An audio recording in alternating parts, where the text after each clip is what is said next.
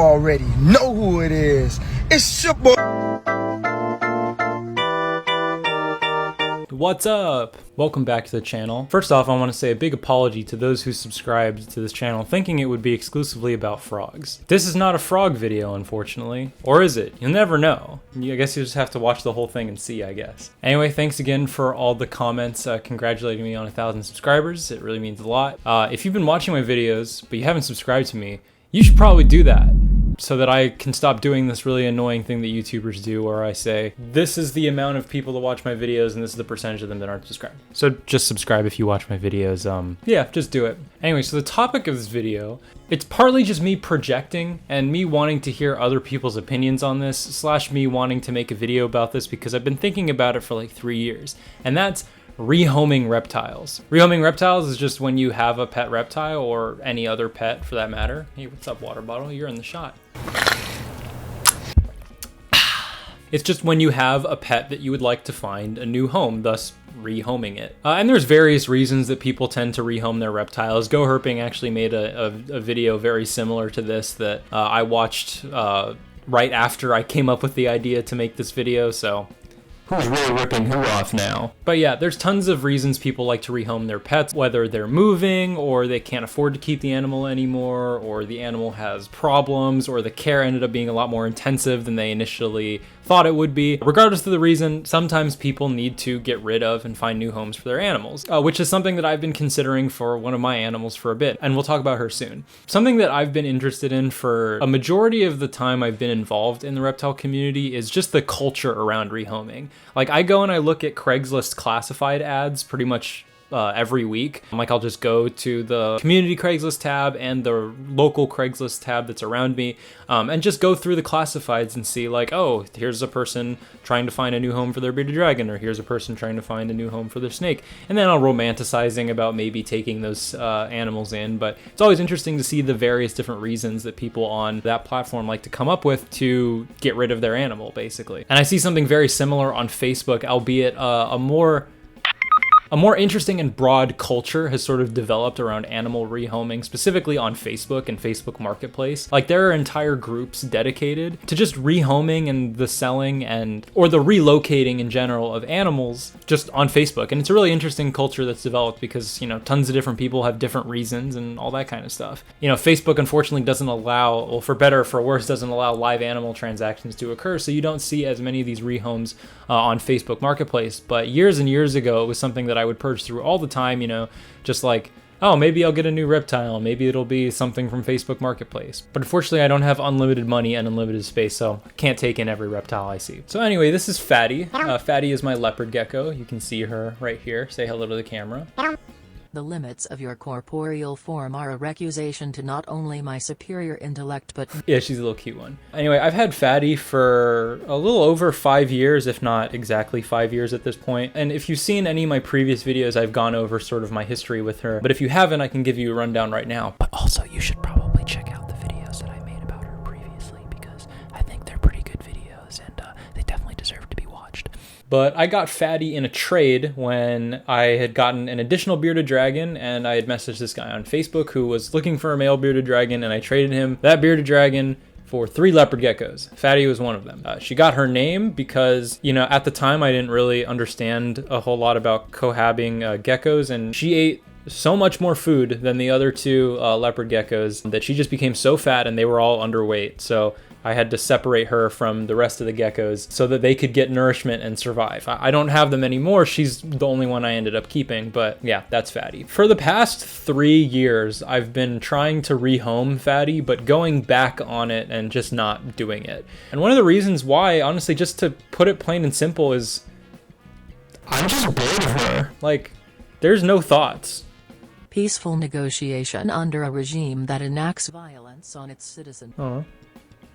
She's being very cute right now. But yeah, no, I just feel like I don't really get a whole lot out of having Fatty. I don't really interact with her all that much. It's rare that I ever take her out to hold her. You know, I have friends that come over, and she's a really good animal for like showing off to my friends and introducing them to reptiles, because she's super easy to handle and doesn't get like worked up around people. But other than that, that's about where my interest with her ends. I get a little bored because I don't really pay attention to her all that much. This is not to say that I don't clean her cage every week and give her food every few days and make sure her water's all filled. And I do all the required things to keep her alive as far as care is concerned, but it's just in paying attention to her and giving her stimulation that I think I'm very much lacking. And that's sort of one of the more interesting things, and it's why I'm making a video about this topic specifically, because most lizards, and I say most lizards because this isn't true of all lizards, but especially Fatty, she doesn't really require any sort of stimulation. So her quality of life is going to be exactly the same whether or not I pay attention to her or if I don't pay attention to her. In fact, her quality of life might even be a little bit better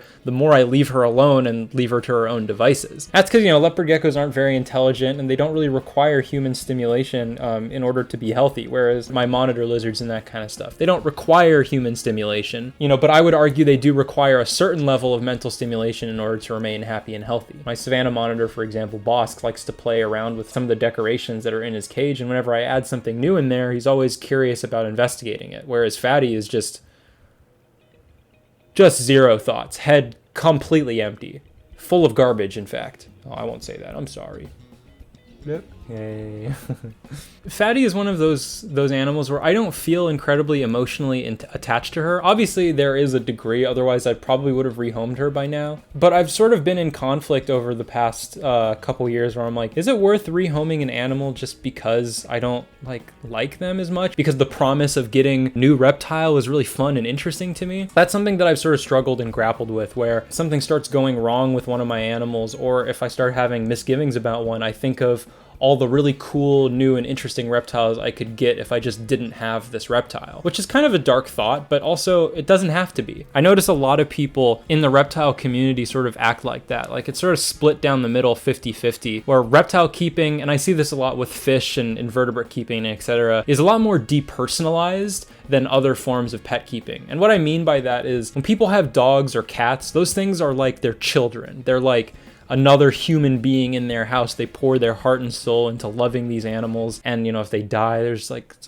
tears and sadness, and it's like losing a brother or sister, or sometimes a friend, or a lot of times even worse than that. And while the same can be true of some reptile keepers, obviously I've had my fair share of, you know, emotional wreckages after, you know, animals I really loved ended up passing away. I've noticed that this sort of depersonalized approach to pet keeping, where you don't really have an emotional attachment to your animal, isn't necessarily a bad thing, even though it kind of sounds like it. You know, one of the reasons people are so attached to their mammalian companions is because, you know, even things like rats and guinea pigs and more simplistic mammalian pets show some level of affection for you. Whereas with reptiles, it's pretty much just a one-way street. Fatty doesn't love me, so any emotions or whatever that I feel for her is completely one-sided. Also not a bad thing, and I'm okay with that. I know my snakes don't love me, I know my monitors don't love me, but I love them just because I enjoy being around them. And I can't really say the same for this little gecko. Even though she's fun a little bit to be around, I just would think that she would definitely be better off with someone else that would enjoy her. So if you're in Southern California and want a leopard gecko from this incredibly famous and successful YouTuber, then let me know. We can set something up. I've noticed something as well with depersonalized pet keeping, a very interesting trend where, you know, these people, they have like hundreds of animals, and, you know, maybe not hundreds, but close to 100 animals, and a lot of times they're taken better care of than people that sort of anthropomorphize their animals and care more about the emotional attachment than simply the care requirements. And this is because a lot of people that are into reptiles are just that. They're just into reptiles. They don't have pets for some sort of large emotional grandiose meaning or anything deeper than that. They just keep animals because these animals are really cool. You know, if I don't find this animal very cool and I don't have an emotional attachment to it, really what's the use in me keeping her? Especially if there's another keeper, you know, somewhere else that would, one, take better care of her, and two, have a lot more fun having her around. And there she goes. And she does this thing sometimes, like she'll just walk off whatever surface that she's on. She just has no regard for her own safety whatsoever. delicious. Anyway, what do you guys think? This is one of those videos where it's like I really, really want to know your opinions, whereas some other videos I could care less. But this one I definitely want you to comment on this video and tell me what you, oh my god, where are you going? Yeah, definitely let me know what you think on this video. And if anyone is interested in Fatty and is around my area, I'd be more than happy to give her over. For the right price, of course. But yeah, that does it for that about does it for this video. Thanks for 1,200 subscribers. I appreciate all the love that I'm getting on the channel. Yeah, your guys' positive comments, they always make me feel good. Negative ones, not so much, but those are pretty funny in their own right. But anyway, let me know your thoughts on this. Thanks for watching. If you got any video ideas or requests, let me know, and maybe I'll ignore them or maybe I'll do them.